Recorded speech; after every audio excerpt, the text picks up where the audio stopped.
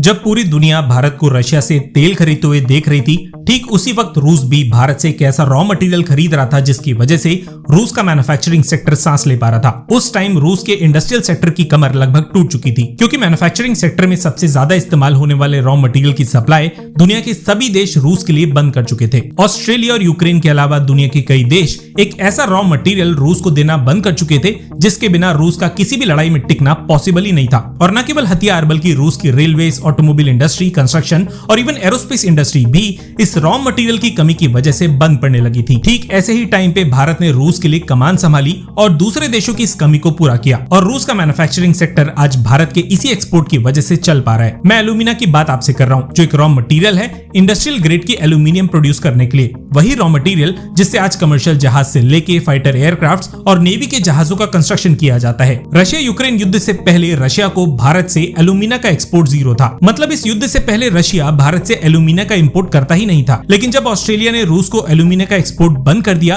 तब रूस ने भारत से इसको लेकर मदद मांगी, और एक टाइम पे जीरो रहने वाला ये एक्सपोर्ट आज भारत के लिए कई मिलियन डॉलर्स का एक्सपोर्ट बन चुका है। सोचिए, आज भारत रशिया को 90 मिलियन डॉलर्स की एल्यूमिना हर साल एक्सपोर्ट करने लगा है, और रशिया आज भारतीय एल्यूमिना का तीसरा सबसे बड़ा कस्टमर बन चुका है। इनफैक्ट चाइना से ज्यादा एल्यूमिना रशिया आज भारत से इंपोर्ट करता है। चलिए नंबर्स की बात आपसे कर लेते हैं। चाइना और भारत के बाद रूस एल्यूमिनियम का तीसरा सबसे बड़ा प्रोड्यूसर है, और हर साल रूस को around 2.5 lakh ton aluminium oxide को इंपोर्ट करने की जरूरत पड़ती है। इस 2.5 लाख टन की जरूरत को युद्ध से पहले रूस प्राइमरली 2 देशों से पूरा करता था, और ये देश है ऑस्ट्रेलिया और यूक्रेन। इन देशों से सप्लाई रुकने के बाद रशिया को इतना ही इंपोर्ट अब चाइना, भारत, मलेशिया और इंडोनेशिया से करना पड़ा था। बात करें भारत की, तो आज हम 63,000 टन एल्यूमिना या एल्यूमिनियम ऑक्साइड का एक्सपोर्ट रशिया को कर रहे हैं। इनफैक्ट रूस को एक्सपोर्ट होने वाले गुड्स में एल्यूमिना ऑक्साइड आज पहले नंबर पे आता है। लेकिन ऐसा बिल्कुल भी नहीं है कि भारत एल्यूमिना का केवल एक्सपोर्टर है। इनफैक्ट इस रॉ मटेरियल को लेके भारत एक नेट इंपोर्टिंग देश है, और हम खुद एल्यूमिना का एक बड़ा इंपोर्ट ऑस्ट्रेलिया के साथ साथ वियतनाम, इंडोनेशिया और मलेशिया से भी करते हैं। पर जैसा कि मैंने बताया, आज भारत एल्यूमिनियम का दूसरा सबसे बड़ा प्रोड्यूसर है, और हर साल भारत में around 4 million metric ton aluminium का प्रोडक्शन किया जाता है। इसमें से अराउंड 1 मिलियन टन एल्यूमिनियम